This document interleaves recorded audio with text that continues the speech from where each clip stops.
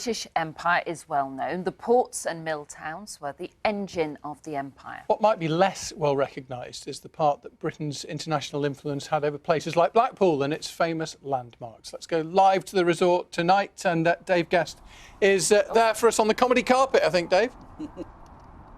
That's right, Roger. Yes, welcome to Blackpool on a glorious evening. The last day of April, fingers crossed, maybe the first day of summer. As you say, this is the comedy carpet, Blackpool's homage to the culture of fun on which this place built its reputation. But back in its earliest days, Blackpool's culture was heavily influenced by Britain's colonial past.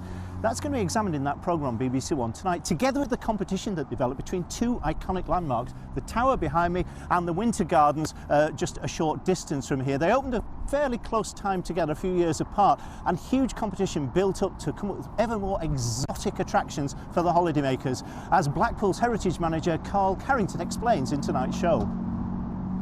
Countries like India were exporting their raw material to Lancashire. We were weaving it and selling it back to Empire. This is where the money was coming from, and it enabled all of those working class households to have holidays in places like Blackpool. Basically, these two companies were constantly vying to get bigger numbers of visitors, make more money. When the Tower was built, they then built this. It was an incredible celebration of everything Indian. It looked like the throne room of an Indian Maharaja. It was directly to offset the fact that they had a ballroom and this building didn't. So, of course, what then happened is the Tower refurbished again in a much more elaborate style. So that's the way the competition sort of went back and fro over the years.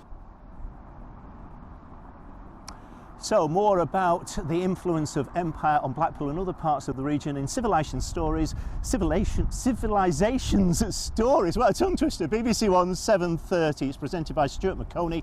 I am going to go and get some fish and chips before I settle down to watch it. Now, back to you guys. Oh, don't blame me at all, Dave. No. How apt that Dave arrived there with a big image on the comedy carpet that said "nice legs." Oh, very, very apt.